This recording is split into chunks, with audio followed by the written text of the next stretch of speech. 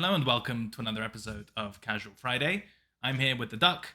We're going to talk about altcoins, Bitcoin, Ethereum, other coins, XRP news, which is quite big, and just kind of go through yesterday's crazy price action. Before that, as always, leave a like on the video. We appreciate that and it helps the channel. Leave a comment if you have something to say. Ideally something nice, but not nice comments we read as well. And as always, the show is brought to you by Woo. Links available in the description below. Currently going through their fee revamp, which is quite nice. And there are always sort of competitions running. And there's a special sign-up bonus pool, if you will, for our members and our audience, a part of the channel. So be sure to check all that out if it's interesting. If not, that's fine as well. But it's nice to spread your counterparty risk among exchanges. With that out of the way, Don, some big candles yesterday. A couple of those were on XRP, which is your favorite coin. Yeah. You're feeling some ways about that, I'm sure, having been the advocate of the SEC lawsuit about 6 months too early. I mean, I made some money on it. I'm not complaining. Good. I was too early. Yeah, like didn't make money on this move. Just to make that clear. Like this one, I missed. All the shitty small ones before I caught. Classic. Yes. My trading spills over into that kind of weird arena sometimes, where like the obvious high time frame move, I'll find a way to fuck up, and then there are like 1 or 2 weeks of chop, which people think are completely miserable, and I thrive in those conditions. And then the easy move comes, and I fumble it again and over and over. It's a weird place to exist. I know that feeling. Yeah, for sure. Probably some BitMEX 2018, 2019 trading PTSD more than anything affecting that. Those some wounds don't heal, Don, or at least this is taking way too long. Let's talk about BTC first. It's at 31k, Yes. which is a different price to 30k, so that's progress, I guess. Yeah. Of some sort. It's shitty progress though. Like, I mean, we're gonna talk about the XRP news in a bit, but the news were big, and Bitcoin didn't reflect any of that. Yeah. Which, I mean, I just don't like. I don't like how Bitcoin is shaping up, how it's been trading. Like we've had positive news after positive news, and all we've been doing is ranging between 30 and 31k, and that's not the best. Now it makes sense, right? Given the high time frames, like the weekly levels that we have and the range that we're kind of stuck in. But you would expect that this could, for example, catalyze a move outside of it. So far, nothing. And I mean, today down 1%. That's not necessarily what you want to be seeing after like a shitty day yesterday, considering the news. Like XRP went up like what? Like pretty Doubled, much almost right? 100%. Yeah. And Bitcoin did none of it. And the other altcoins also outperformed off of the news. And Bitcoin, it looked like, and I hate when this happens, it looked like Bitcoin was being dragged up by altcoins. Yeah. And that is usually like a big no-no for me, just market-wise, unless Bitcoin does actually catch a bit eventually. Usually does so the next day, but so far we haven't had any of that. So talking about Bitcoin has me a little bit worried, not gonna lie. Understandable. We'll delve into the details momentarily. Just generally speaking, I really need to stay away from my computer because I don't know if you have this, but I just get these impulses of bearish thoughts and they're really bad and really dangerous. And so I just found myself hard spiraling like this morning and last night, thinking, oh, well, the XRP could be a sell the news thing. Bitcoin's getting dragged up, and that wasn't enough to break us out of the range yet. If that's not enough to break us out of the range, nothing will. Someone's really willing to sell 31k. The XRP decision is going to get overturned in a higher court of appeal because that just seems a bit too broad. Yes. And then the ETF is going to get denied because Gensler hates Coinbase. And, I just found myself in this dark pit of despair. And that's just, I need to stay away. I need therapy or, I don't know, an emo girlfriend or something. Although that would probably make things worse. But do you ever get that where you just kind of, I mean, it happens to the bullish side as well. We think, okay, it's going to break 30k and then 40 is nothing. And then it sort of OI wipes and goes to 50 and then it's new all-time high. The institutions, you kind of spiral into one sense of kind of market direction. And I found myself spiraling on the bearish side yesterday and this morning, and it's just not a good feeling. I need help. Honestly, like these kind of situations, exactly this one, is exactly doing that to me, right? Where I'm like, this should have moved, it didn't move, why did it not move? And then you go and go and go, and then you go down like 10 10 different ways in which it should have done something that it didn't do. No, I totally get it. Then you suddenly live in the woods alone, right? Like isolated from society, Unabomber style. Yes, I mean the thing is, right? Like it's better this way than the other way around. I think, like for example, like when we get a move, like when we get bearish news and the move down doesn't happen, like that gets me spiraling in the bullish on the bullish side, right? And so this is the exact same, just the opposite. Now I would like this to resolve itself, because it would kind of be lame if for the first time in what feels like more than a year, altcoins actually do somewhat well, right? Like we have a bunch of altcoins up 10% today. We had a bunch of altcoins up 20, 30% yesterday. If Bitcoin just kind of like completely shit on that by dumping, it would be nice if that kind of got invalidated. But right now, like I'm price is higher than it was yesterday, and I'm much more bearish now than I was yesterday on Bitcoin. Now the altcoins could get a little bit of a tailwind, and the Bitcoin thing could get invalidated. I'm not necessarily bearish yet. I think in general, the cool thing with Bitcoin right now is that basically this move started off of good news, one, and off of 30K, right? Like a strong level that is just very obvious to see. Like 30K round number, 30K just feels like a good number. And I think if we lose both, basically if we lose the news impact and we lose the 30K psychological level, I think this is gonna collapse. Like proper nuke level, as in like you get like 10, 20, 30% down pretty much almost immediately. Which makes this like pretty like a good spot to look for long exposure, as dumb as that sounds, right? Because your invalidation is so close, it's just a couple of percent away. And this is the saddest part, because because these news just pushed this thing up 2%. You would expect much more, right? um, but basically bullish invalidation is 2% away, and so it doesn't cost too much to be bullish. Gut feeling of mine still feels like down. I have like a few reasons why I'm kind of like very defensive in the market. But I think altcoins could carry over a little bit momentum, even if this grinds down. Like if we just bleed out the next 3, 4, 5 days, we could still have a little bit of altcoin action. But that would be the worst combination, honestly. Like if you get altcoin action while Bitcoin bleeds this news event out, that's the most bearish it could be. So it's an interesting spot. It makes sense to be bullish. A bunch of my friends yesterday asked me like, oh, should I set bids? Should I do this? Should I do that? And I was like, you just market buy or you don't buy at all. Because I think in these kind of situations, when you get something like this, if it comes back to your bids, you're gonna get rolled over. Um, Especially in the altcoins, right? Like I was asked about ETH in particular, and that was when ETH was trading at like 1920 or something, and they were like, "Oh yeah, should I bid like 1900s?" And I was like, "If it goes back to 1900s after this, it's cooked." Um, and I think this is kind of the good thing about it, even though we have some weakness, is that you have a good invalidation, right? Any full retraces of this news event will be very bearish, and that means that you can be bullish until it actually happens.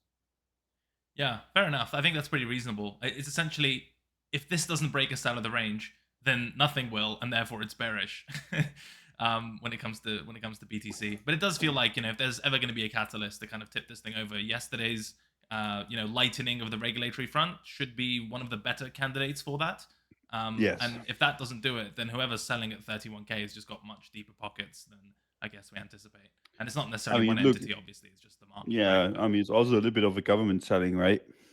yeah, At there's least it been looks Gox like it. stuff. Yeah, not Gox. Jesus, I mean that that's one for later down the line. It's the Silk Road U.S. government coins. I read Yep. some nice write-ups about those being distributed in a more kind of via OTC desks nowadays, and a bit better on the execution front and less sloppily. But yeah, Yeah. that supply definitely still exists in the market.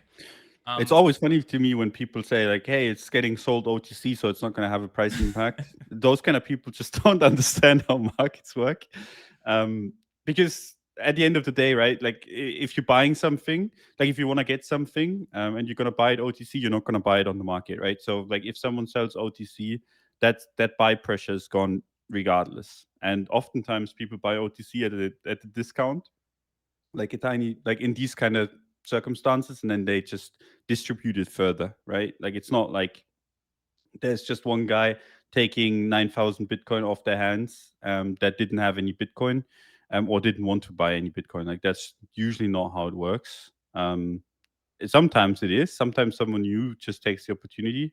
But even then, like, they would have just bought, right? Like, if you're interested in Bitcoin, um, you might take this opportunity, but if you didn't get the opportunity, would have bought higher or in the market in general. So it does have an impact no matter what. Like, it's selling, buying. It's just because it doesn't happen necessarily in the order books doesn't mean it doesn't move the price. So Yeah, I think just that's wanted to fair. And there's get also it always out. sort of hedging going on, and you have to sort of come Exactly. to a decision as to how much of that directional risk, what's your inventory going to look like, how much delta do you want, and so on and so forth. My least favorite argument is one where people say, oh, lol, it's only however many millions of OTC, BTC it is, whereas Bitcoin does this much volume in a day, the number is Oh yeah. nothing. That argument is really bad. And to be clear why it's Yeah. bad, there is a huge difference between turnover, so just the amount of coins that are traded hands, versus delta, the amount that is bought and sold, right? And those two things you can't really compare like and like, because you can take a fraction of the daily turnover, and if you just yeet it into the book as a market order, that's going to have huge market impact. So these are two vastly different things, I think. I mean, just to think about it in another way, we had coins like PEPE do more volume than their market cap. And Yes. then people are like, oh, it's just this and this amount. Then you could be making the same argument, be like, okay, you just sell the entire market cap of PEPE on the open market. And given the volume is twice or three times as high, it shouldn't be that bad. Yeah. It's not how it works. And the thing is, like, people trade with leverage too, right? Yes. Like, leverage just hyper inflates these volume data, and especially given, like, spot, like if you sell something spot or buy something spot, it has much more of an impact, than like a leveraged ape has on a derivatives exchange. So Yeah, apples and oranges. Although I've yes, never really understood apples and oranges because they're both fruit, right? So that's a weird one when you're trying to make the case for comparing two different things, because they're quite actually similar true. in that regard. I've never vibed with that idiom, Don. I mean, you make apple juice, you make orange juice. I don't get it. It's Exactly. actually true. Yeah. I There you go. we should Deconstructing. call someone. I should call someone. Deconstructing the English language, one podcast at a time. We haven't talked That's what about I any do every levels. single time we Yes. talk. Jesus.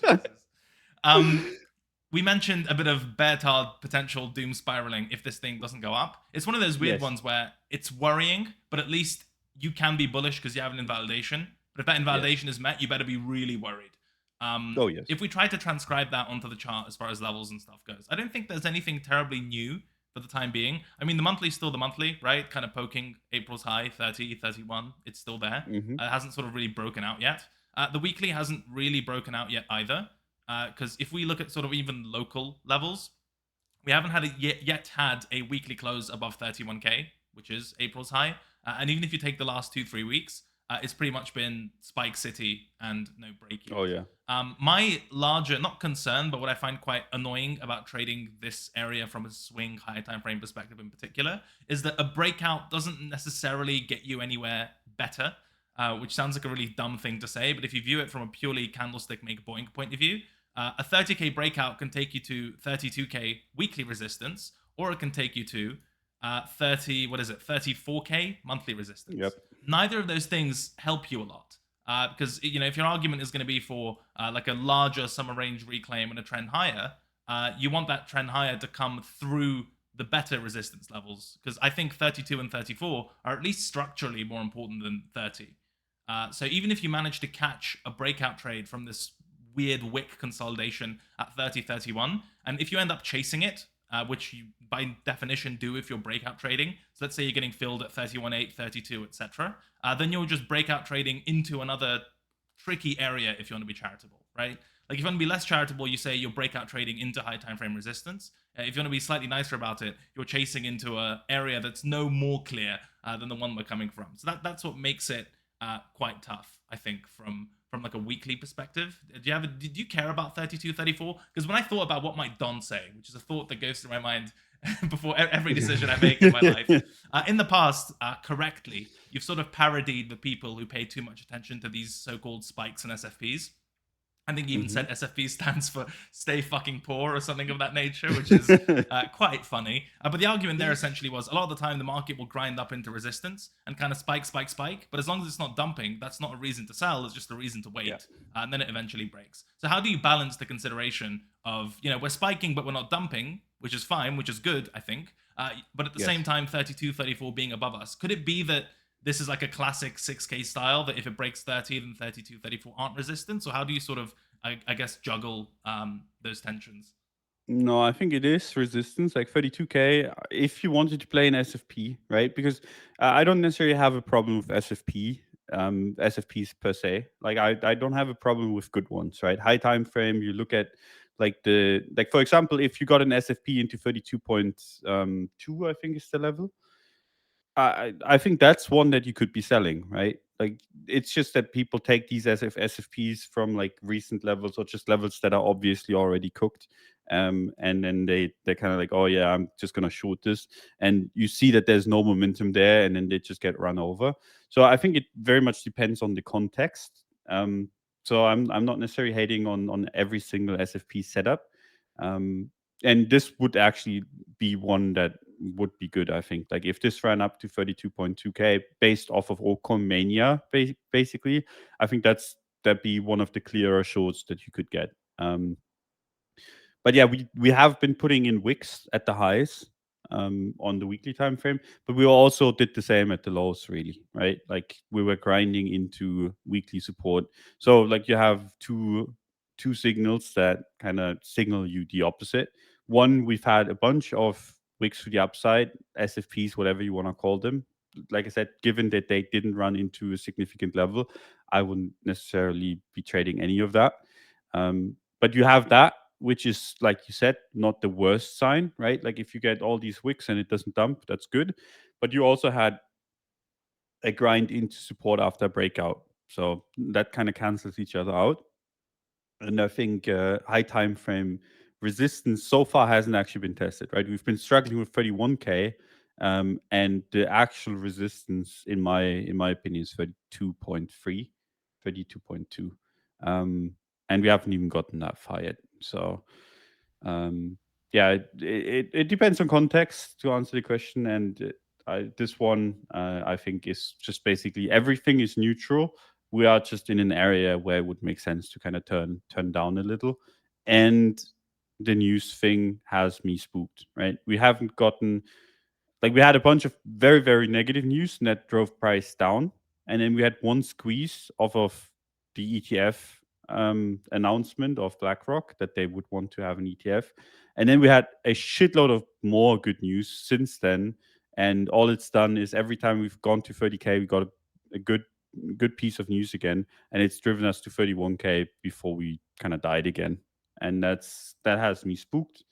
In combination with the high time frames, as in like with the range low of the all-time high range, basically, that at 32K, like that's just too much for me to be too aggressive here. So even if it breaks out, that for you wouldn't be enough per No, se, because you end up in an no, area which is tough at 32. yeah. I mean, 32K is where it actually gets tough, I think. And then like a breakout, right now it doesn't even look like a breakout, really, right? Yeah. Like the move that we had yesterday was, if anything, just kind of like a squeeze of low time frame shorts. Because I've seen a bunch of people like talk about these epic short squeezes, and then I look at price and it's 1 or 2% of a movement, and I'm like, it's not how it works. I mean, it is some sort of short squeeze ish, but it's not like people are like severely in pain. Like you would have to have massive leverage to be squeezed by a 1 or 2% move. If anything, you're just like, well, I don't want to be in the short anymore. And you take a little bit of a loss.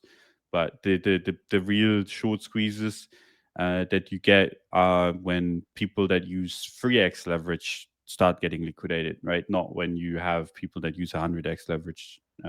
Like that is inconsequential, I think, in the larger picture. Yeah, it's like calling everything a short squeeze and a long squeeze Yes. kind of makes it lose its purpose. That makes sense as far as the weekly goes. For a while, you had sort of mapped out this daily range on BTC, which had a range high at 30.7 or Yep. 36.88, whatever. We've now closed above that on the daily. If you were to Hmm. take your argument that, hey, I'm spooked, but at least you have an invalidation now, would this serve as that invalidation? That the Yes. daily close back below 30.6 or whatever is just run away, basically. Yes. Okay. Like I'm personally not comfortable enough, just because everything in me is very like just everything in me just screams like, just stay away from this, basically. Right. Um, but I like, just from like a technical perspective and from everything, it makes sense to be at least bullish until that goes.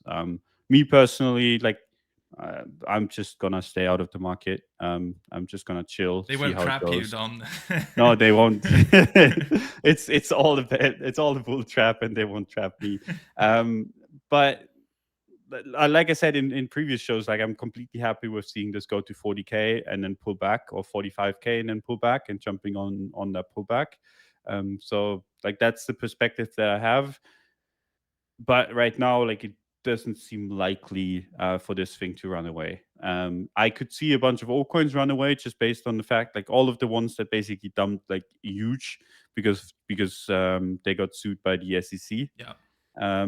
Like those, and they have run already. Like, Solana went to 32 or something from the low of $14. That's quite the move. That's basically the XRP move, right? Which is quite nuts. Like, Solana did the XRP move, just in a little bit of a longer time frame. Yeah, really impressive. Um, like that, is something that I could see, but right now, I see basically a bunch of people just kind of moving their money in the market, and I still don't really see new money coming in.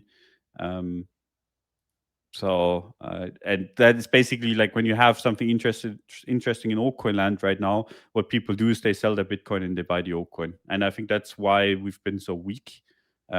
Because technically, yes, this is XRP news, but technically this is good for the entire market, and Bitcoin is a proxy for the entire market, so it should do better than what it is doing right now. And I think the fact of the matter is, people are selling Bitcoin to buy altcoins, and there's no new or very little new interest. Could be completely wrong on that. Maybe it pumps to 45K tomorrow. But to me, it just seems like same old money, and a bunch of people basically being excited that they can trade again, which I get. If I was more active on the computer, yesterday was an excellent day to trade, and I think today could be too. But if you go further out into the next week, I'm not sure if that's gonna last. Yeah, and a lot of the immediate reversion trades have sort of played out on alts. Not to say there isn't. I mean, we made the argument for like a potential mini alt season based on this news, but like the obvious reversion from the lows is probably yesterday and today are the big days for that, and then you sort of have to see if there's more juice essentially. Yeah, If your but gut instinct is right about BTC being heavy and dumping and so on and so forth, uh, to where is the question? Like, what is the support? Is it the weekly? I think the earliest iteration of it on the newsletter is 28K, which is that last lower high before the ETF breakout. Is it something yeah. more bearish, like 24K? Is it 12K? What's the, if you're right, essentially, where would you Yes. think, okay, I was right, it played out, but now it's time to buy from those people who bought the top on alts if the thesis I holds think true? 20 to 22K. So, and Fuck, the reason for okay. that is Jesus. like, I think in general it, and this is the thing, right? Like, I should be bullish right now, because the invalidation is so clear. But if this invalidation hits, I think we're just gonna complete collapse. So basically, even though I sound very, very bearish, like, I'm not too bearish. I'm like, it's just my feeling is like, I should be nowhere close to this. But just my brain is like, this is all good. If we lose 30K, then it gets really, really bad. Okay. Because basically, in my mind anyway, we have a bunch of people that got back into the market, got back into leverage as well, because of the ETF news. If you start losing 30K, the argument for, okay, news-driven strength is gone. A bunch of people are going to get very, very nervous, because we all know, like, in crypto, this is kind of how it works. You see how the reaction plays out to something that's good or that's something that's bad, and then, like, the smart people move first. They're like, okay, this didn't dump as much as I thought it would have, of bad news, so I'm gonna buy. And then it goes up, and people realize afterwards, like, hey, it didn't dump as much, I should buy. And this happens like over and over and over again. And then at some point, people jump in because they get FOMO, right? Because the market has moved up too much. And the same thing is true for positive news on the other side of the market, as in, like, you get positive news, nothing happens, or you get a little bit of a pump that gets immediately faded. That gets people very, very bearish. And then you have a bunch of people kind of stuck in a position that they don't want to be in. And I think if we dump below 30K, there's also just a good chance that it's because either people realizing that the ETF will get delayed, like, people just know more than we do, or something's wrong with Binance. I think those are the two kind of ways that, like, the two good reasons for this to dump. Yeah, I think that's all going if we go below 30K, because, and this is something that we talked about in the newsletter as well, BNB is barely holding on to support, ironclad support, and it starts looking really, really bad if it goes below it. And I think if Bitcoin goes below 30K, that starts to struggle. So we have a bunch of shit basically that goes very, very poorly below 30K. As long as we're above it, just makes sense to be bullish. I'm just not, so I'm not making any sense. But No, I think it's a compatible set of beliefs. We're essentially short-term yes, bullish because the proximity to invalidation is so high, and you want to give the news a chance. But if that's not enough, then the entire picture pivots, basically. yes, Because if that's not and enough, that's then a nothing is massive, enough. yeah, and it's a massive pivot, because you're basically like, okay, if we had this amount of good things happen and the market couldn't go up, I mean, at some point you run out of good things to happen, right? Beyond just like the ETF being approved, which would probably be doing the market quite a big favor. But I think that's further down the line. So I could see that be. I could see us, if we lose supports, to go quite low. Like, I wouldn't necessarily just set blind bids at 28, 27, 25. If anything, if I wanted to buy those levels, I would want to buy them after I've seen how price reacts around them. And maybe we never get there. Maybe 30K holds. It's for sure a nice invalidation, and I think a lot of smart people will kind of pick that too. It's pretty obvious, but it works. I mean, we had the same with the BlackRock news, right? I was like, the moment we went up a little from the BlackRock news, at 25.6 slash like 26K, I was like, if we ever like go below the BlackRock announcement, like, it's really bad. And then we consolidated for 2 or 3 days and just went straight up. And I think that's because a bunch of people basically realized, like, hey, there's a really easy invalidation here, a good reason to go up, a good reason to get people into the trade, and a good reason to get people to FOMO, right? So you have everything on your side and you can take that trade. We have the same thing here. It's just that we have much weaker momentum now, obviously. But it's still good enough. So if you're bullish, I get it. Totally understand kind of the setup. And I just think if that setup goes, a lot of people will be wrong positioned, and the market will just look really bad in general. You've got to panic early, basically, if you're in that Yes. 30K breakout trade. Yep. Can we start by fixing the 4-hour chart, please? That would be helpful. Above like 31.2, that highest close range high.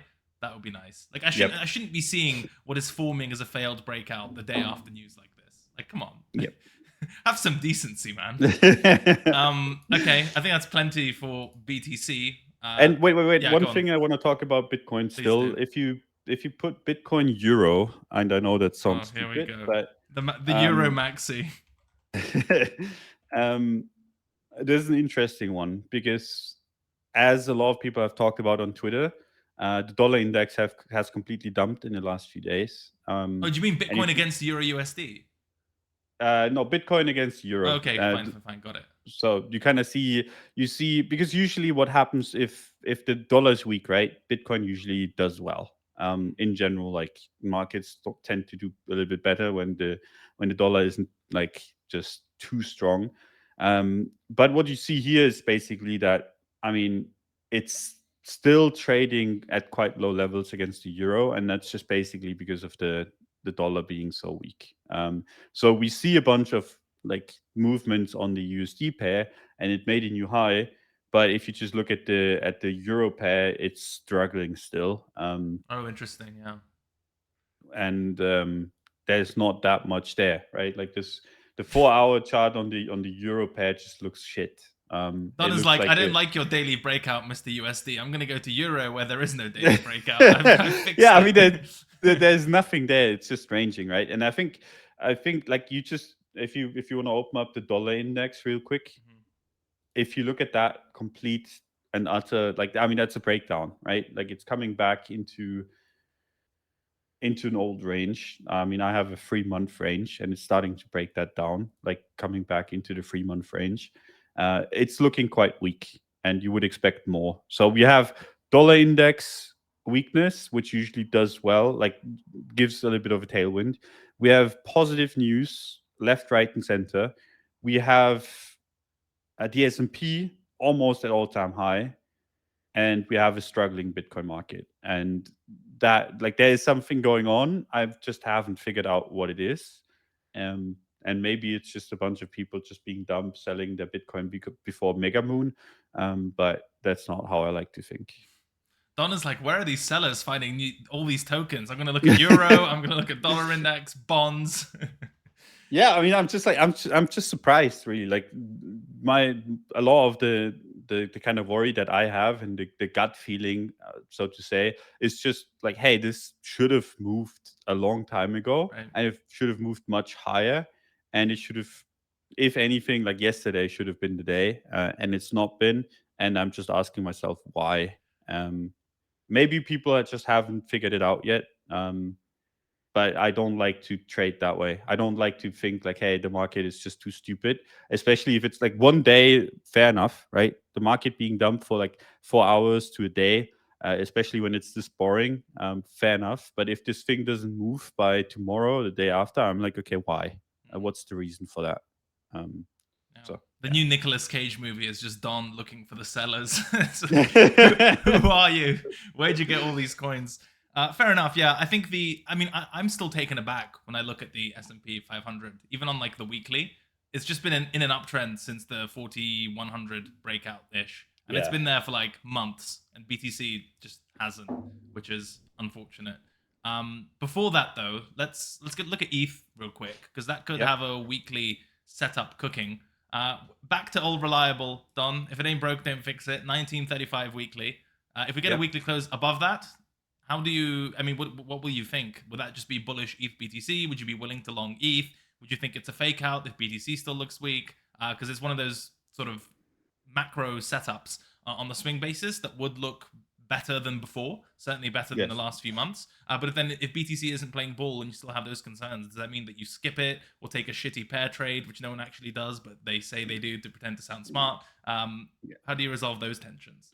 I mean, I the only way I would, because what I do when I trade ETH, right, is I look at ETH BTC first. Right. Because otherwise, like if ETH BTC doesn't look good, I'm not going to take a trade on ETH. I'm just going to take it on Bitcoin.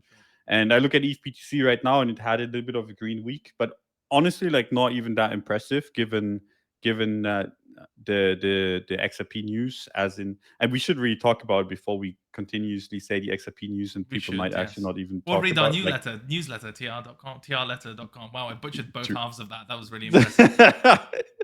Yes, but basically, like the XRP news made it so, like, at least for now, could still be appealed that, and we'll talk about it in a bit, that XRP is not a security, right?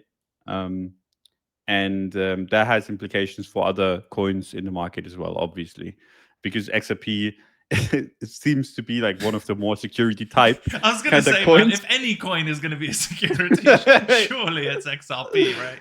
Yes, exactly. So like making the argument that ETH is a security is really fucking hard if you're saying XRP is not. Yes. Right. And the same is true for a lot of coins in the market. So like that's where basically this move has come from. And it's not that impressive yet.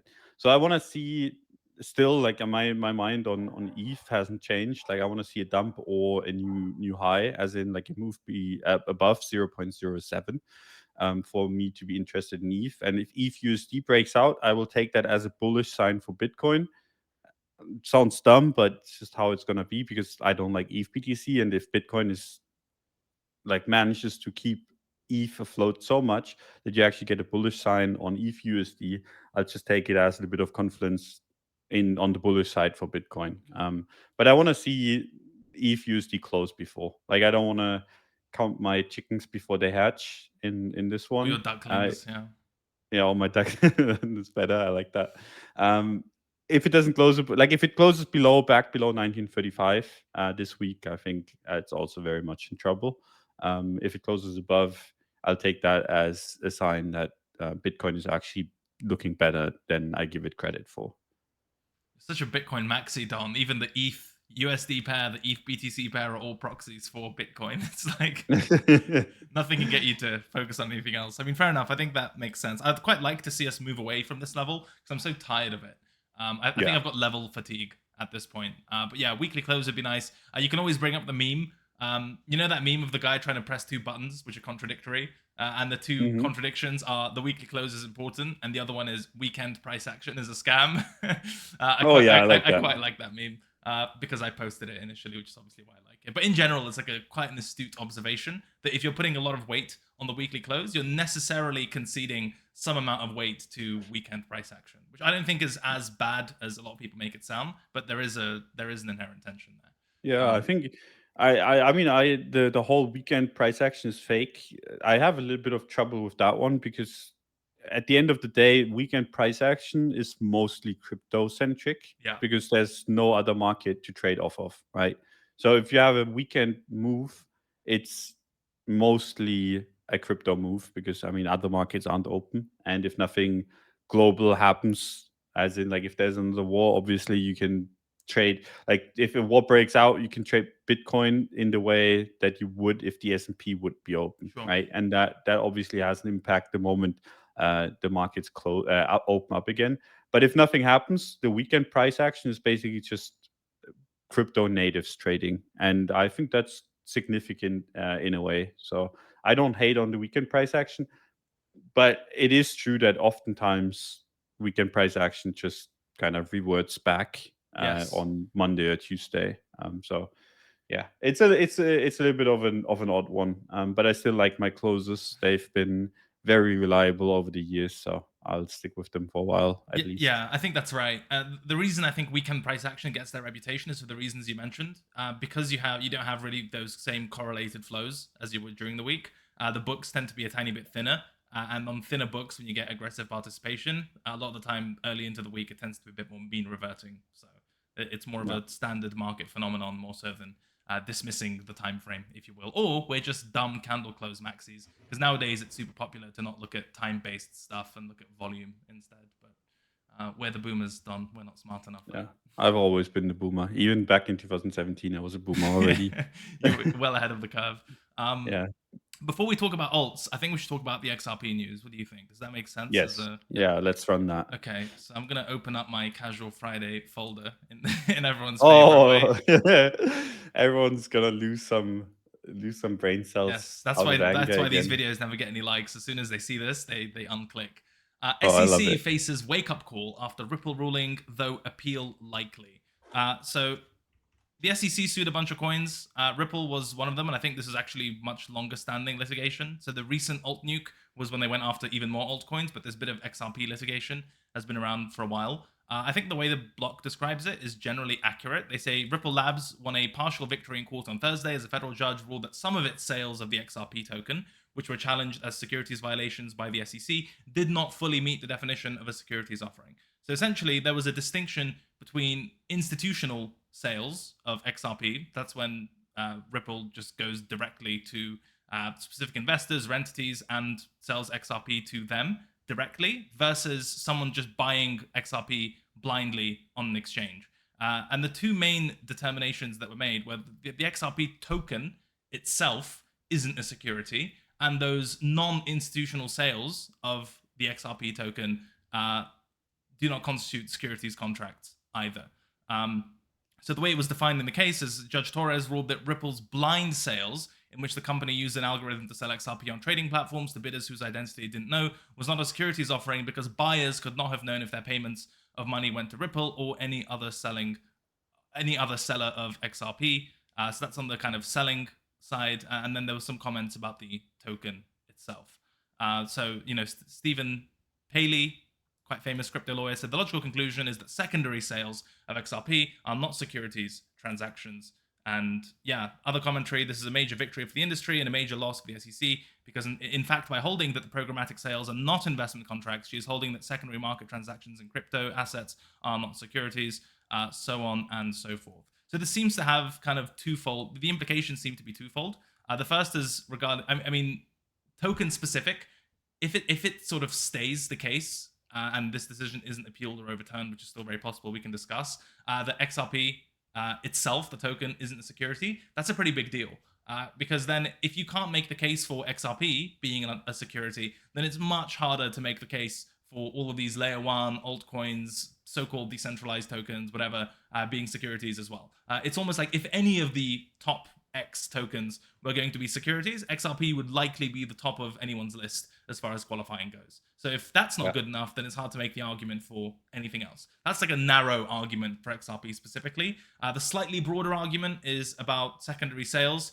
If it's the case that dumping these tokens blindly into an order book with an algo doesn't violate securities laws, that has pretty big implications for the industry as far as actually transacting, trading, and listing this stuff. So that's good for the exchanges, and specifically good for Coinbase in two ways. The first way is that if a lot of the tokens the SEC claims are securities are not securities, that bolsters their case. And if as an exchange offering the sales of those doesn't constitute a violation of securities laws, that also bolsters their case massively. So it's really big for Coinbase. And the third one is just for kind of crypto in general, right? If the SEC ends up neutered, that they've taken a sort of very expansive view of the definition of securities as far as the tokens goes, offerings of securities as far as exchanges goes. If they are wrong on both of those points, then a lot of the sort of regulatory heavy-handedness that the industry has come to expect is going to be a lot harder to enforce and win in the courts. I guess anecdotally or colloquially, if you can't win against XRP, against sales of XRP, then you're probably not going to win against Coinbase on the sale of much more decentralized tokens as a matter of law, right?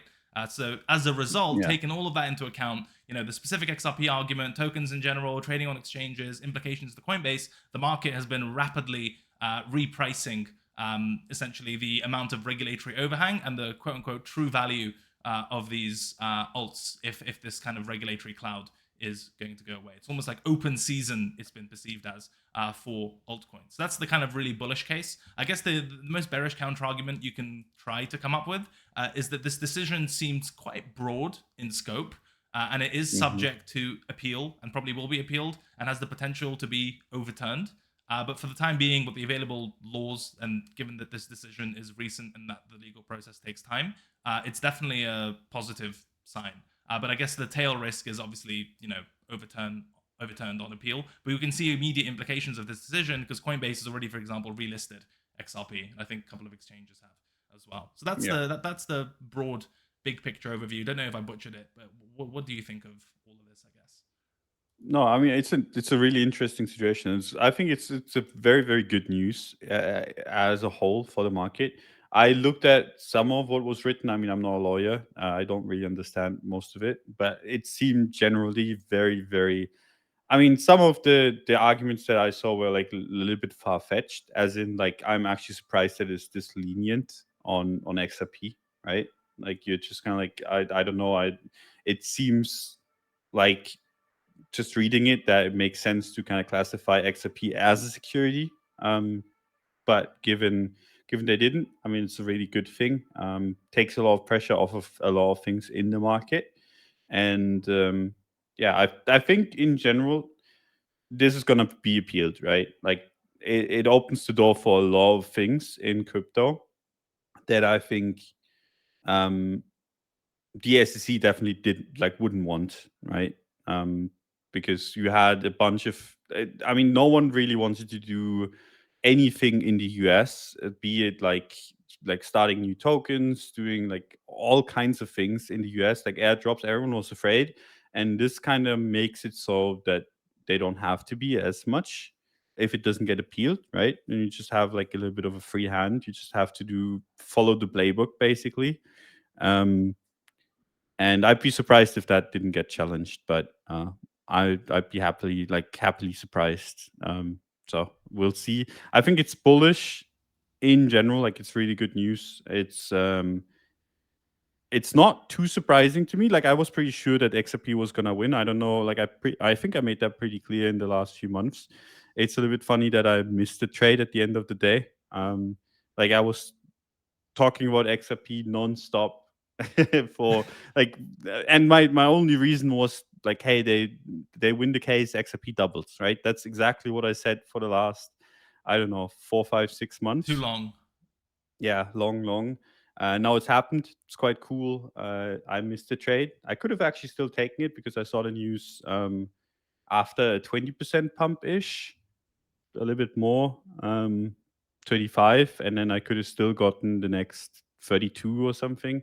Like right now, it's up 32% from where I saw it, but I was just like, I'm gonna focus on, given we have the moms here basically. Like, my mom was here yesterday, and my fiance's mom is here today. I was just like, I'm just gonna leave it. You're saying you But didn't scream at them for making you miss a generational trading opportunity? I mean, in my household, you beat the people up that make you miss a trade. So Correct. No, obviously not. No, it's just how it is. And yeah, I mean, it's an interesting one. And this is why I'm so surprised that Bitcoin didn't move, because for me, this is like a massively bullish catalyst, and I'm just like, where's the strength? And we see the strength in some altcoins, but yeah, I want to see a little bit more as a whole, like the market as a whole, because if there's one thing that we've learned is that if everything goes up but Bitcoin, we have problems. Yes. Yeah, it'd be nice if it joined on. I mean, I can understand in the short term other things outperforming, because the sort of It's 50 IQ thing we talked about, that this is good for XRP and alts, so buy XRP and alts. That as a short term sort of almost catalyst trade, news trade, reaction trade is completely understandable. But you want that to spill over to the big caps, especially if the big caps look precarious at like 30K, 2K, right? Yep. And then again, as we've discussed, a lot of the time you will just have better and more longevity to your alt season if the big caps are out of danger.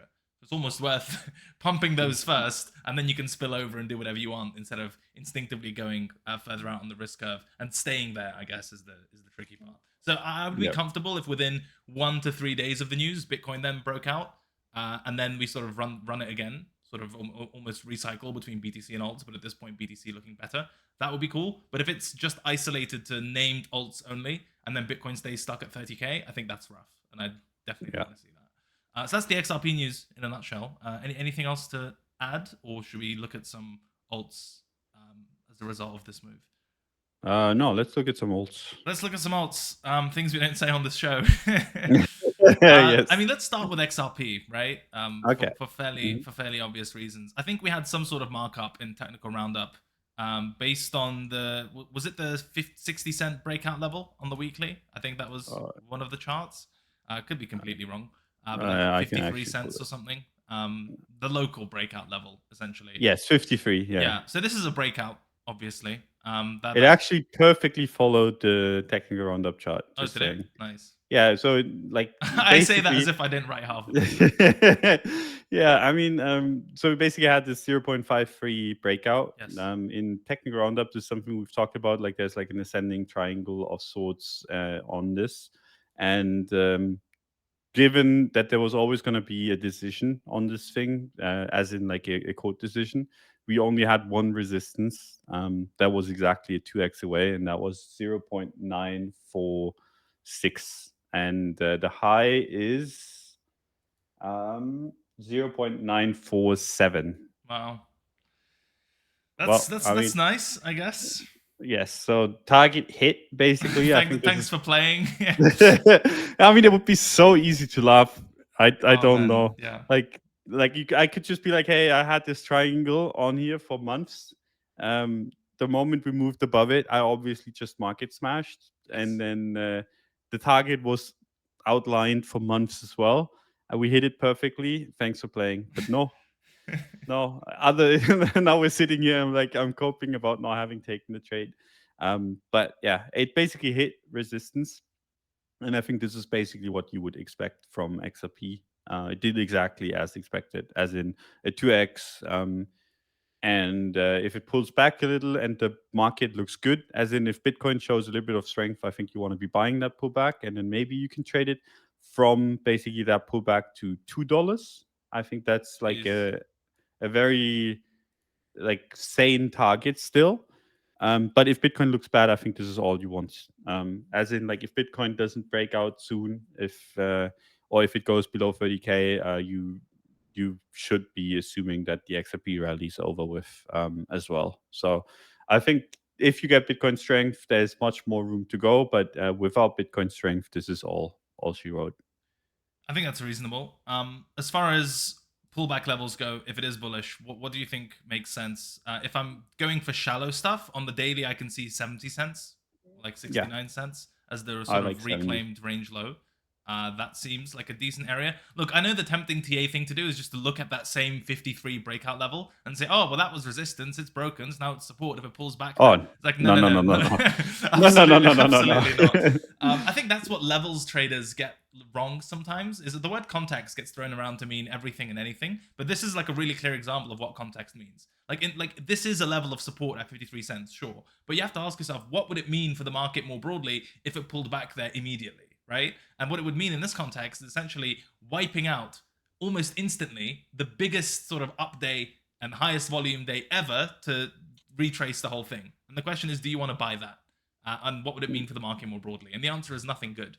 So sometimes Yes. when you get a really big breakout from a big level, you almost have to ignore that level if you want to be a buyer. Because if it goes back there, your idea is done anyway. Like you're wrong. So you have to look Yep. at stuff higher up, stuff closer to the market in order to formulate trade ideas. Because by definition, you're trading today's market, not yesterday's market, right? Yeah. So you need to look at what levels make sense in the and current and the funny context. thing is, like, you want to buy XRP because it's strong, right? Like that's the reason. Like you look at XRP, you're like, oh shit, this ran like very hard. It's strong, so let me buy where it would be extremely weak. Like that makes no Let it sense, right? erase the strength, the reason I'm buying it in the first place, and then I'll buy it. Yes, Yeah. yes. I mean, that's just like at that point you just get dumped on. So I think anything like 0.64 to 0.7, anything in that area, and I know that it's quite a broad area, but that's kind of like that something that makes sense from a pullback kind of perspective.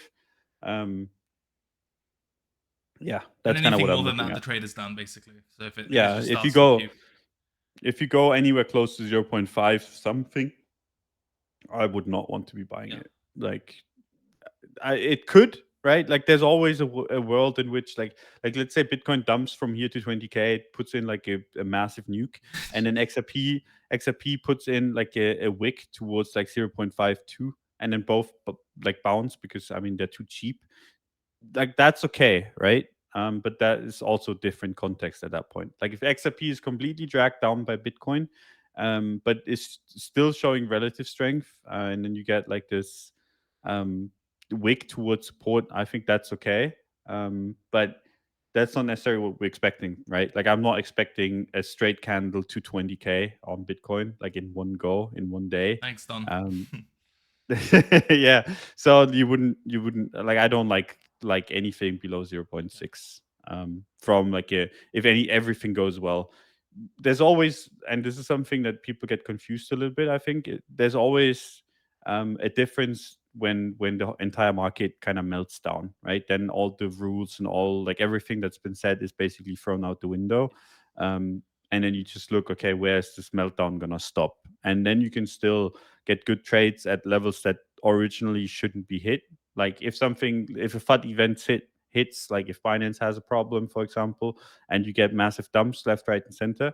Like if XRP hits 0.53 on the back of that, it's a very different story than if the market just in general looks completely weak. There's no FUD event, and then it just starts dumping, because then you wouldn't want to buy it. And with bad news, you could, because that's usually the market overreacts. So yeah, I think that's a good definition of context. Essentially, why did the market get there and under what circumstances? Right. So if the market looks fine and it bleeds out, that's really bad. If everything collapses and it goes back there, you can sort of raise an eyebrow and poke at it, see if it's still breathing. But yeah, levels wise, I think I agree. Essentially, sort of 60-ish. The daily range, honestly, is quite nice, which is why it's not going to work. Like 69, 70 cents range high and like 87 cents ish, 88. Sorry, range low and 88 cents range high is kind of what we're trading in at the moment. And that's probably a decent lower time frame roadmap. But honestly, I'm still really rough at trading these mega post breakout consolidations. So, take that with more than a pinch of salt. Solana is one you mentioned. That was almost a hated trade. I know that gets sort of bandied about again as a term and stereotype, but this a lot of crypto Twitter negativity around the lows for this thing. Looks better now, obviously. I mean, that's quite an impressive move, but basically more than doubled from the SEC low. So that's a good sign for the future, I think. As far as where it's ended up now, it's quite a tricky area in several ways, because I mean 30k, I mean, that they mean to look too far into the future. $30 round number is a kind of serious meme, because it kind of just works in crypto, and the high came in at 32, and in general it's now sort of trading back into FTX retest ranges, right? Sort of 30, 31ish, etc. Like if there's ever a higher time frame trouble area for this thing, it's this essentially. I think if your bullish BTC scenario plays out and we get like a BTC supported alt season, this is one that I think is good for longs and strength, because the relative strength is there and has been there. But I think that trade is essentially break 30 and melt up to see how much it can reclaim. That's how I would look at it. As far as pullbacks and stuff, it's like slightly less clear. I can start LARPing and drawing on the chart like 21.8 as the pre-breakdown level is pretty adequate. But I think essentially, if you're going to be buying dips for strength without it looking like total horse shit, it's sort of 20-ish. And if you're breakout trading because the market is giving you juice, it's 30 plus. And everything else in between, I think, is crap structure. Any additional thoughts for Sol, or complete disagreements? No, I agree. It's also like, I think it's quite rough. Like it's hard to trade because technically you don't want to pull back.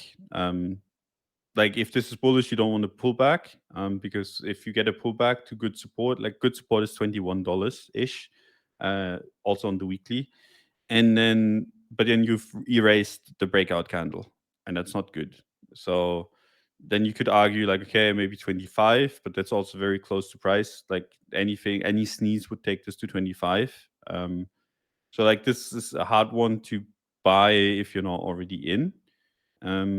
And I'm not in, so it's a difficult one. I would like it to see kind of clear 28 on a closing basis on the weekly time frame. Go back into the 30s, maybe range there a little bit. Then I could see like a trade setup. But it's a little bit of a tough one, and this is why, like, oftentimes I'm like, I like to buy it when it's cheap if I can, because it's very hard to buy it when it goes up. And this is one of them where it's like, uh, given how it went up, it's very hard to buy in general, which is not a bad thing. This is generally a good thing. And this is why I totally agree with you that if the market turns as a whole, this is one to have.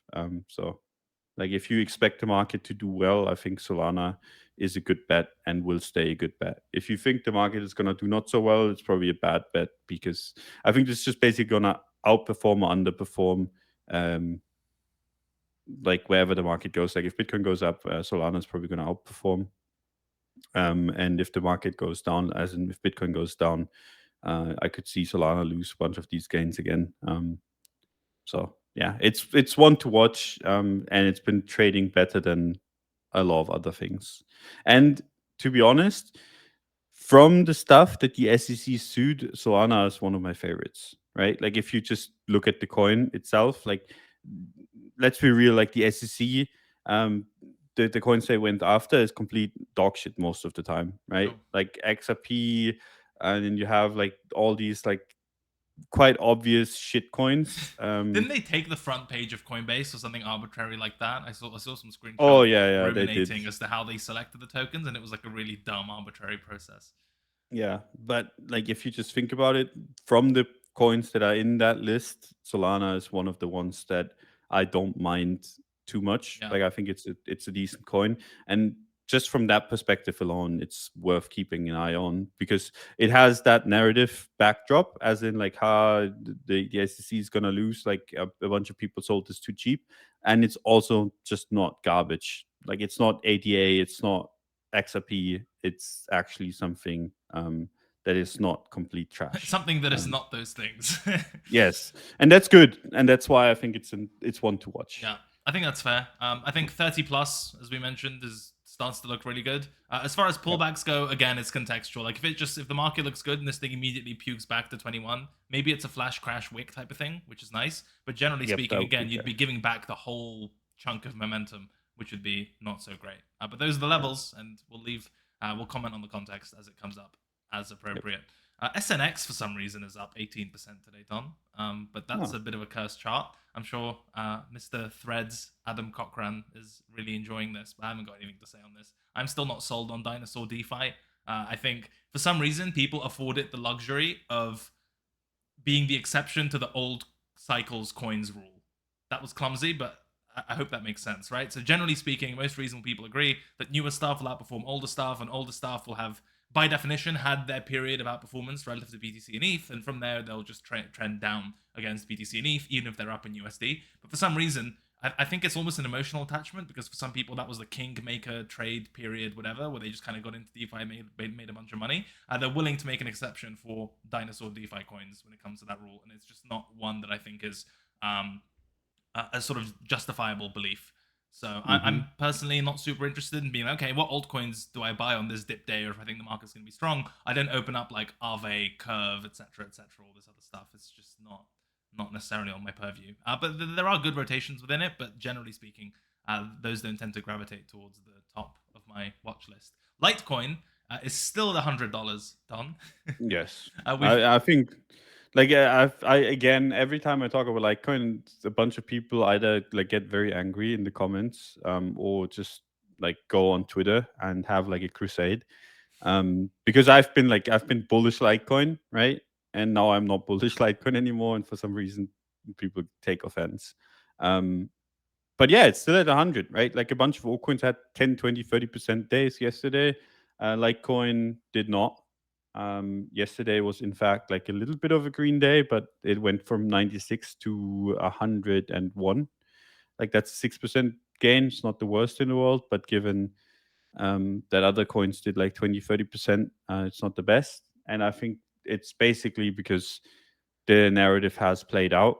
The halving trade is done, even though the halving is not done yet. So anything that you get now is just general altcoin strength, right? Like if Litecoin goes up now, I think it's because other altcoins go up. So you shouldn't be expecting more out of Litecoin than anything else. So I would much rather, if I was gonna trade altcoins, I would much rather trade something that has a new narrative of its own. Um, the reason why Litecoin was attractive was because it had a narrative and it was outperforming almost everything else. Um, now I'm expecting it to just fall in line with everything else. So no So special treatment for Litecoin, given the no, proximity to the halving. Also, 100 is like a pretty good weekly level. We closed above it on that big green breakout day, and then closed below last week, and it's currently being retested. yeah, it And looks like a bearish retest, well, it's honestly. at resistance. Yeah, there are charts that Yeah. look better than this, and I think I agree that you're not going to get the halving necessarily to give you extra gains on this trade. Yeah. Like I if mean, you could, right? Like that's always a possibility. But given historically, it's just not been performing well this close to halving. right. And that's literally just the narrative, right? Yeah, like you look through what the halvings have been done to did to price, and usually it dumps, right? Like on the day of the halving or like in the weeks after the halving, it usually dumps. So that kind of like you introduce risk the closer you get, and now we're very close. So it, for me, it's just like I don't want to deal with that risk. Like it's not like I like Litecoin as a coin. I just like the narrative. That's why I traded it. But this is like people get this confused, and for some reason, I got the most fanatic Litecoin followers after being bullish it, and they are very disappointed now. Classic Don betrayal arc. What would be quite funny is if altcoins generally go up and then Litecoin gets an extra pop on the day of the halving just because the market's risk on, and then your mentions turn into pure garbage. Being like, Oh oh, you said yes, it was, the effect is Litecoin just essentially falling in line with everything else. But the inference is that Don is an idiot because he thought the halving was a sell the news event. Oh, I mean, I'm not going to argue that I'm an idiot, but yeah, I mean, this is something that you, as someone, or me, as someone on Twitter, has always got to deal with, right? People look at the 5 minute chart and then they get into the comments because they're like, "Ah, you said something else. I got you," I got and I'm you. Yeah. always, And the same people will yeah, retweet their favorite account being like, oh, I just changed my mind and this is what a good trader does. Like, yes, King, thank you for it's the transparency. And then God forbid you change your mind on something. It's like, oh, you flip flopping idiot. What are your values? yep. Cool. I think that's more or less Litecoin. What else have you got?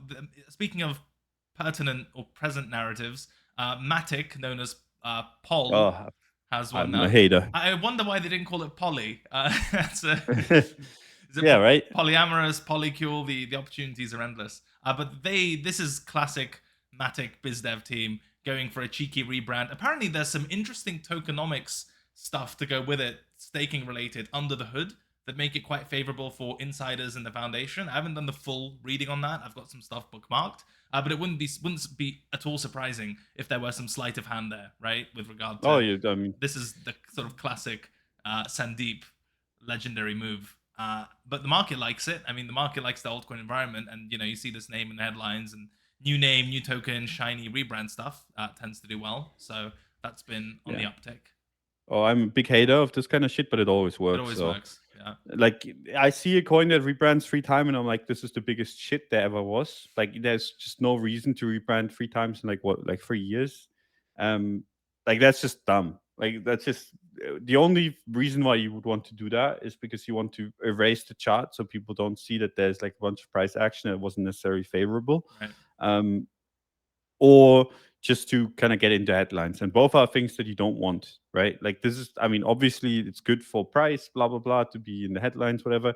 But if you have like a founder that, or like a team that cares more about being in the headlines and more about price appreciation than what they're actually doing, then I mean that's a shitty project in my opinion. Hate the game, Don. So Hate the game. yes, I mean how I look at it is basically like I had my like I wasn't sure like how good fundamentally like Matic was before. It's pretty tough because a bunch of people are like, oh, this is really good. To me now, it's pretty like I don't even need to look into anything. I'm just like, this is marketing tactics of like scamming teams. I've seen this plenty of times. Um, but it's good for price. So it's a coin that you can trade, but you always want to dump. And I have strong feelings about this because I'm just like, this is such a scammy way to go about business. Um, just makes me bearish the whole thing, but also makes me want to trade it, right? So like they're doing what they need to be doing, I guess, in like a scamming market. You just need to outscam everyone else. But I don't like obviously don't like it. I don't see why people like this kind of stuff. Just seems scummy to me. Because there's no real legit reason to do this over and over and over again. Yeah, it just works. That's the unfortunate part, right? Yes. That's essentially why, and they know that their holders have gone through a lot more and a lot worse. As far as it makes the price go up, that's any decision that makes the price go up is a good decision. That's the Yes. sort of lens through which to view the fundamentals. As far as technicals go, I've never really liked this chart, to be completely honest with you. Like on the monthly, it's essentially useless, or like super choppy at least. The weekly, that range between like August and I mean August until the end of the year was quite miserable. Yeah. And at the moment, I'm really not sure what to make of it. If you wanted to make sort of technical arguments, it at the same time sort of reclaimed the breakdown lows at 73 cents, which is good.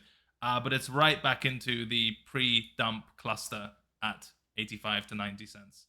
So Yeah. to me, there's no super obvious trade here, but and the daily time frame really doesn't do this thing any favors because all it does is just make that range look even more miserable than it was. Any strong views here as far as TA stuff? Is there a magic Don box that I'm missing, or is it a bit meh? No, it's just a bit meh. I look at the MATIC BTC chart, and I'm also just like, okay, it's just a little bit meh. Right. It's just not that interesting. The problem with all of this is, right, like you look at these charts and you're like, oh, this is not interesting, and suddenly it's up 50%, Yes. right? And then it is interesting, but it's also late, and then you're like, Late. oh, am I late, or is this still early? And then so I mean, if you want to be trading this, trade it. I don't have any lines or resistances, supports, enough. whatever on this. I think it's just chop. Neither. As like not necessarily like it's chop, but it's not respecting TA more, or like at least horizontal lines. It's just more just doing its thing, which is fair enough. And there's some charts out there that just don't align well with the way that I like to map out markets, and then I don't touch them. Could still be like, could be good coins, could be bad coins, whatever. If I cannot properly map it, I have no business trading it, right? And I just look at Matic and I'm like, if anything, I could trade the headlines, but just from like a, okay, how do I make sense of this market in a visual way? I just cannot. Yeah, I think that's fair. Also, it does look a lot like some of the like a bunch of altcoins, certainly on the higher cap side, where they got nuked by the SEC news. And yesterday plus today, well, more yesterday if anything, they just retraced to the origin of that dump, and that's it. That's where the market is Yep. now. So as I was sort of indicating at the beginning, the easy quote unquote, because it wasn't easy, but like the easy reversion trade from a structural point of view is done, where it's sort of reclaimed the dump. That's it. And now you end up in this tricky area where, by definition, if it's retesting the area where the dump originated, that's a potential lower high resistance, trickier area to map out an invalidation or trade at the very least. That's what a lot of alts look like. Do you have any exceptions? Those that look okay? Do you like PEPE, Don? Your favorite coin? I mean, I don't like it, but the There's chart a actually decent doesn't level look that at bad. 17s or 171s, 171, 176, the daily range high essentially, where it had a fake Yeah. out, that big breakout candle that then fell back below the range, and yesterday closed back above it. That could be interesting. I could be Yeah. also just over reading into it because there isn't like a ton of price history, but at least it didn't keep bleeding, right? Sort of followed on with the ETF stuff, and now it's gone sideways, and now it looks like it's trying to, make an effort at the range high. I can think of worse charts than this, to be honest. Yeah, I don't hate it as long as it's like, and this is the thing, right? I personally don't, I don't feel like trading any of this stuff right now, and that just could just be me. Like, I mean, I didn't get much sleep tonight, for example, so I'm just like, I don't want to do too much in the market, but I could still, for example, like if I wanted to trade a Pepe, right? Like if I was in the position where it's like I wanna be bullish Pepe, I think it makes sense to just be bullish above 0.000 whatever 1.6, right? Yeah.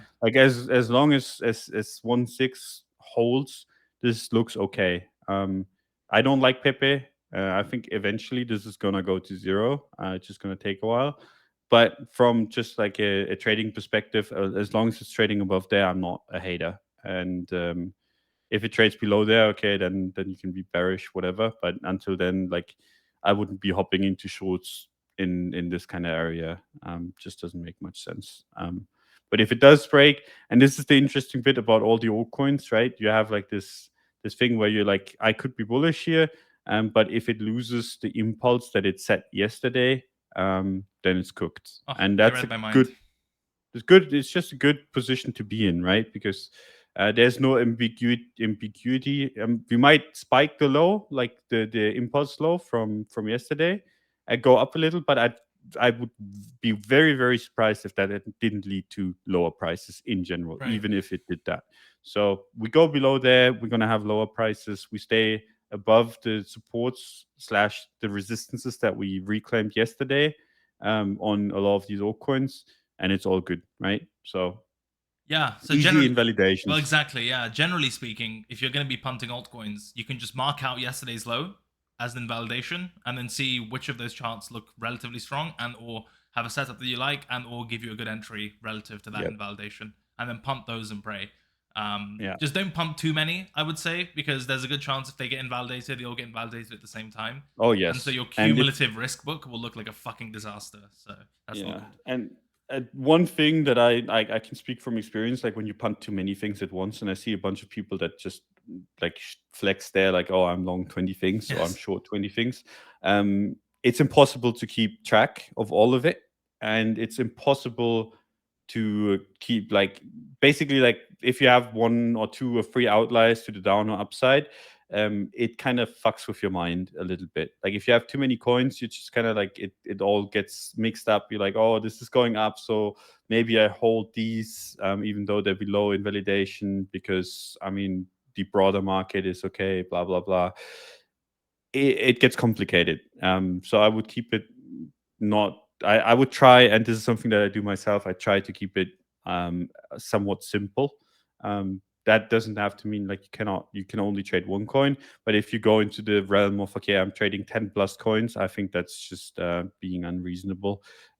If anything, you want to be an investor in 10 coins, that's okay, right? Because as an investor, you can follow up on 10 coins. You just need to look once a day. But as a trader, and most people are low time frame traders, you cannot keep track of 20 coins on the low time frames.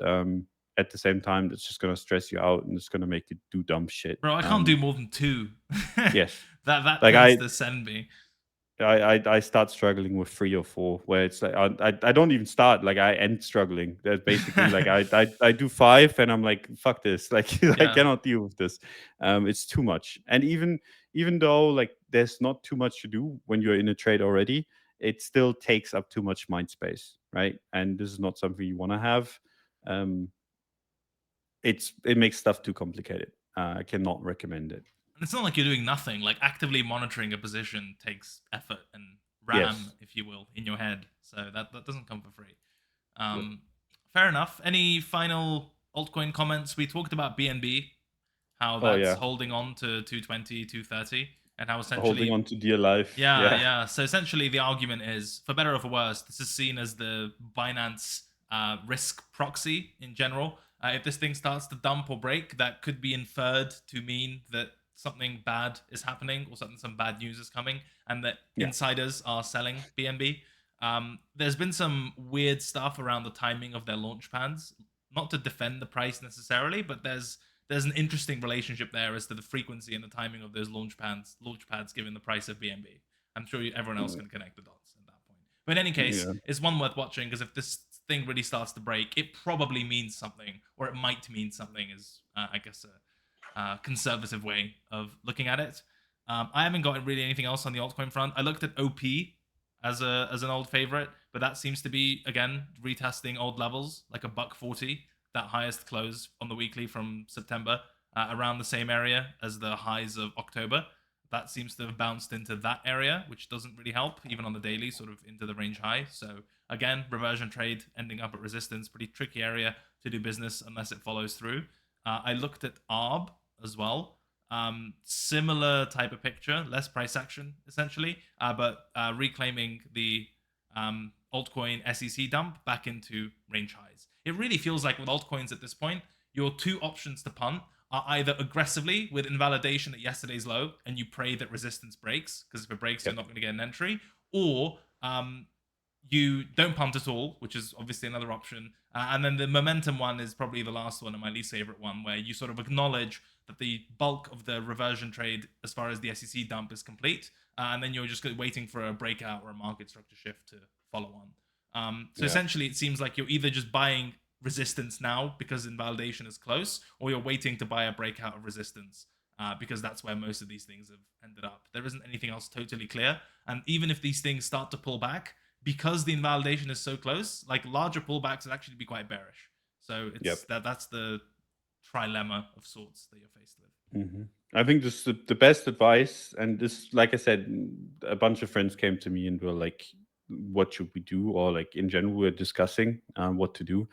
And the one thing that I maintained yesterday during that like first 10-20% on XRP was like, you market buy or you don't do anything at all. Right. And I think this is still the same. You have invalidations close. If you're bullish, I mean, you can take advantage of that. I'm not bullish enough, so I'm just not going to. I'm willing to sit it out, but I know that a lot of people are not. But if you're waiting for like a 20% pullback on whatever, or like 30% pullback on XRP, for example, I think at that point the dip just might keep dipping, right? If you get your pullback, you're gonna get a pullback to levels that you're very uncomfortable with, I think. So either be bullish and be brave, or just be patient. I don't really see anything Be beyond patient and that. be a coward. Exactly, I like that. I'm gonna be the coward in this scenario for a little bit. I want to see how the next few days to weeks shape out. Not in a rush. Like for me, I did the Bitcoin trade, and I'm not in a rush to kind of roll that into more. But that is also just for your info, like it's one of my weaknesses. I usually I'm like, okay, I took that trade, the obvious trade, and now I don't need to go for the hard try stuff, and then you get coins that go up 50% that I just completely miss. So do with that info as you will. Just because I trade one way doesn't mean everyone has to. It's just my opinion. Very So humble and reasonable, Don. News-wise, I think there are only like a couple more articles left because we talked about the SEC Ripple stuff. We talked about the Polygon, MATIC, Poll proposal. The only other two I have are as follows. And leave a like on the video if you enjoy these. It's our most popular show, and we appreciate your support. So, Europe's first spot Bitcoin ETF to launch this month. So the Euros are winning again, Don. They can't keep getting away with it. But yeah, that's why the euro is going up so much. That's why the euro is going up so much. Yeah. So this will be the first Bitcoin ETF on Euronext, and yeah, they directly acquire and own units of the fund that owns Bitcoin. And I mean, they seem to have done it. And Yeah. I know that the US generally leads the world, if you will, on regulatory matters, but clearly it's not an impossible thing to do. All the same concerns about surveillance agreements and market manipulation, I'm sure, apply in EU-based jurisdictions. They seem to have gone over them, which all the more cements the point that a lot of this anti-Bitcoin ETF stuff at this point, seeing Gensler's rule, is almost politically motivated and oriented than sort of for investor protection purposes. And to that point, the XRP ruling is really confusing to reconcile with the mandate of investor protection, because if the whole premise is that secondary sales are allowed but sales directly to institutional investors aren't, so you can dump on normies who in theory need more protection, and that's okay. But the institutional investors who are directly buying it from you know they're dumb and they need the SEC's protection. That is tricky, right? If anything, you'd expect it to be the other way around, that you sort of quote unquote protect. And again, it's not really protection, but let's just grant the premise. You protect the people being dumped on by the XRP algo on exchange and the normies buying the token. And then for the institutional investors, it's like, hey, you're supposed to be smart. If you're buying, you eat the loss, right? If you get dumped on or whatever else. That would be more in line with how the SEC kind of positions its mandate. So this decision to rule that the institutional sales of securities where you can dump on exchanges, that seems, to use the technical term, arse backwards. And as far as the ETF implications go, we can discuss those, but like this stuff is clearly possible, and I'm just continue to be in shock at the incompetence of that specific regulatory agency. So yeah, spot ETF, we got it early. And maybe this is the news, Don. Can you imagine? It's like in hindsight, it's like, yeah, I got the ETF. It was a Salva news event. You just didn't see it. It was in Europe. Yeah, I think it's again bullish news, right? I saw it come out yesterday. I think it was yesterday, right? Or was it the day before? The days of lending, but Yes. but it was yesterday. Yes. Yeah, I was right. Okay. I saw it and I was like, oh, this is quite good, and then price just didn't do anything. I think, to be quite fair, people are just kind of like homed in on the US ETF, and everyone else is just like, okay, whatever, what every other country does, just meaningless, even if it's not, right? I think that's actually quite significant, and it's quite a cool thing to have. So, I mean, it's not launched yet, right? Yeah, it's later this month, I think. But I mean, that's just good in general. I'm still like perplexed why price isn't going up. Like, You will find those stuff. sellers, Don. Like, who is selling? Satoshi's sitting there selling his coins. Obviously not. I don't know, like maybe you have a few or two that are like, oh no, obviously a joke. This is the But thing that yeah. ultimately drives you mad, Don. It'd be quite funny. It's like, what broke this man fundamentally? I was like, it was 30K. Yeah, I was like, why is 30K such a problem? I mean, to be fair, it just technically makes sense to struggle. So maybe that's just it. It all comes back to lines on charts, Don. Wouldn't that be poetic? Um, Always does. Always has been, yeah. Unless you become one of those conspiracy theorists where it's like there's a secret FBI raid and the market dumps, there's like an RSI divergence 3 days before, and it was like, oh, bro, it was obviously priced in. Like markets are Oh, so efficient, they can know unknowable information, or it leaks out some way and gets priced into popular on TradingView momentum indicators. That's certainly a worldview that's interesting to say the least. no. Yeah, I cannot deal with those people. No, Complete and utter. Like to me, that's just completely moronic, and I see it so much where people are like, "Oh, everything's in the chart." I'm like, it's just not how it works, the worst my part is friend. It's they're just more not how it aligned with works. us than the other side because they're sort of TA oriented people, but they're TA oriented people because they're like extremists as far as how efficient markets are. Yeah, I mean, like if you think everything is in the chart, right? Like some stuff is just not insider traded upon, right? Like it's not like everyone is insider trading, right? Like sometimes you get regulatory action or whatever, and the people are just like honest people that don't insider trade, right? So how would that be in the chart? Like if no one knows, I just They don't see it. telepathically and by the expressions of their face, yeah, you end up in some weird rabbit holes. But that's the thing. TA attracts all sorts of goons and kooks and weirdos, ourselves included. So it's ultimately not surprising. Like if you find a Yeah, thing that works somewhat, you have a temptation to extrapolate it to work for everything all the time and to be this grand unifying theory. And I think yeah. that's where a lot of that comes from. But we'll save I that think for our that's the. philosophy podcast spin-off. Oh yes. Once we pivot out of crypto, Yeah, once we pivot out of crypto. Someone I think asked in a that's. Casual Friday episode, by the way, being like, "Oh, if Don leaves, Cred, will you still be here?" And I said, "Yes, against my will, but yes, I will still be here." I think in general, like one fallacy that a lot of people have is just that they need to find that one thing that works, and you will never find that one thing that works.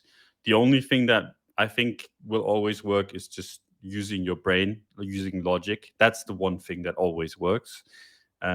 Everything else, I mean, will come and go, basically, in my opinion, anyway, in trading. Yeah, it's like edges. Like they don't stick around forever, and they morph and change. And sometimes they're more powerful. Other times they decay. Other times they decay completely. It's not like the market isn't a static thing, right? So Yeah. shouldn't I mean, come if as you a think about it, right? 2017, if you think back, like ascending triangle, wedges, oh my whatever, god.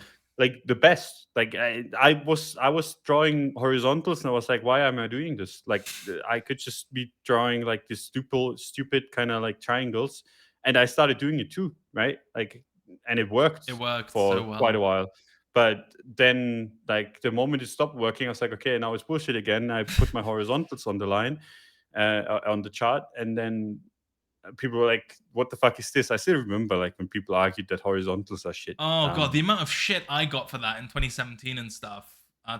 late 2017 and even early 2018, I was just like publicly berated in my Oh comment yes, section for drawing horizontals because that was just like, oh, this is like LARPy stuff from FX, it doesn't work, etc. And most people were trading. I mean, this is gonna sound insane because nowadays you go on crypto Twitter for like the trading stuff, and it's either like off the rails ICT stuff, like here's a inverted vacuum block breaker Judas swing power of 3 in the Taiwan kill session, change of character, all these more acronyms than I don't know what, just like price action off the deep end.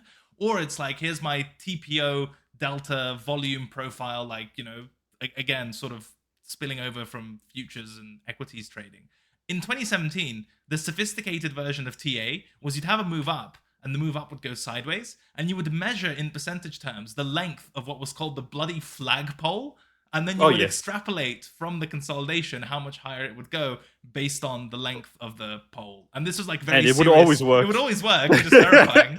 But this was like considered very serious analysis. Like, oh shit, yeah, he's like measuring this thing. And then people would argue all the time, like, is this a valid fucking cup and handle? Well, I don't know. The handle breaches this rule from the 1970s about what a fucking handle should look like, and it's like, holy shit. But it worked, and it made a lot of money. But if you try that now, I mean, let us know how you're getting on, because I'd love to Yep. hear that.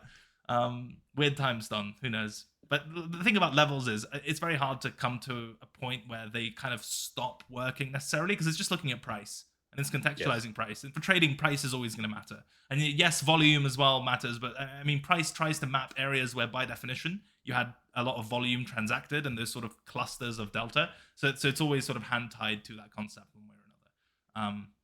In any case, again, philosophy podcast. Let us know in the comments if you want to if you want to spin off. Arkham CEO faces pushback over new platform as debate over anonymity rages. Have you paid attention to this Arkham Intelligence docs to earn thing?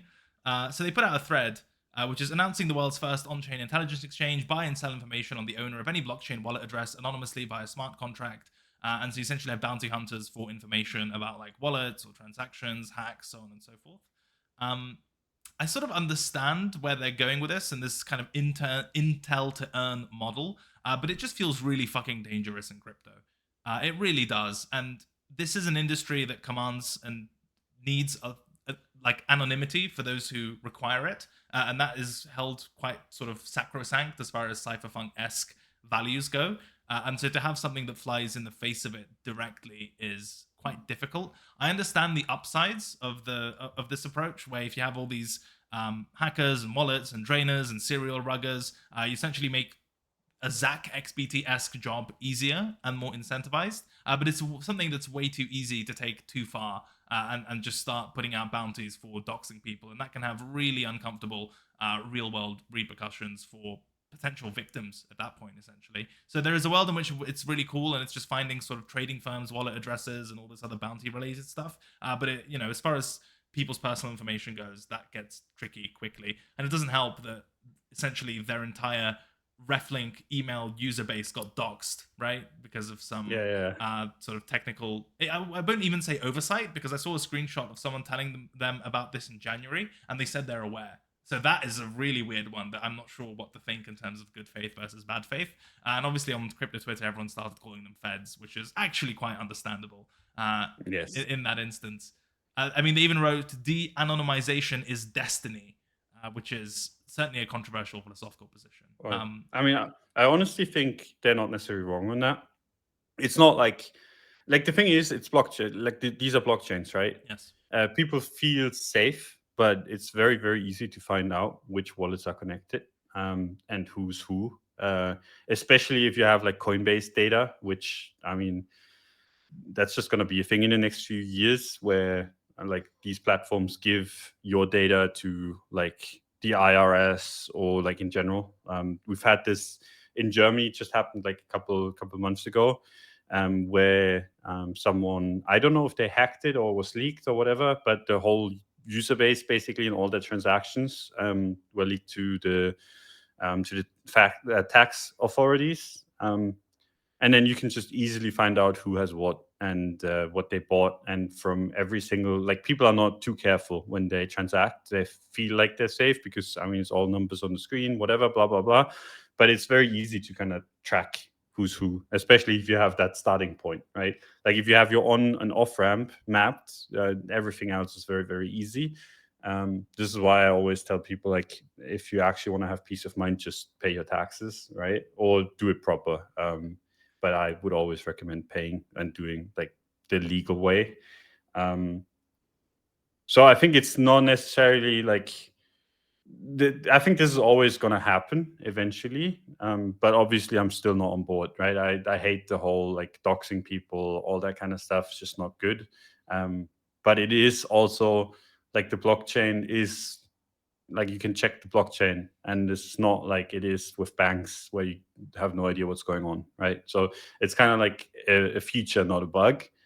And I think people will realize that sooner than later. So not a fan, but also I think this is inevitable, basically. Listen, Don, as a proud citizen of Palau, I must rebuke the implication that... Yeah, no, I agree. I mean, the space is just moving towards that, which you could have philosophical objections to that are reasonable. But given that the most pertinent use case we've carved out and continue to lean into is speculation, it's not altogether too surprising. That's where the money is, that's where the incentives are, that's where the infrastructure is being built, money's being raised, so on and so forth. I'm sure there'd be more pushback if people used if crypto had a reputation as a sort of anti-government money first and a thing to speculate on second, but it's the other way around, and the second place is not even close.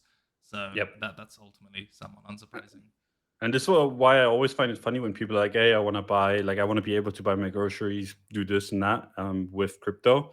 And it's basically like you just broadcast to the entire world what you're doing with your money, like where you go, what you buy, like all that kind of stuff. I'm sure there's like ways around it, but they would make it so complicated that no one would use it. So basically, like if you have this stuff where you just pay with crypto, like it's either centralized, right? Yeah. Because then you have like a little bit of anonymity, or if it's not, then you have none, which is quite an odd one, because in both cases you're not really anonymous, right? Because if you're doing it on a centralized exchange, they have all your data, and if you do it on the blockchain, that's all public. So listen, Don, you will use the CBDC to buy your cockroach sandwiches, and you will enjoy them. Okay. Yes. That's what it comes down to. That's it. I think we're done.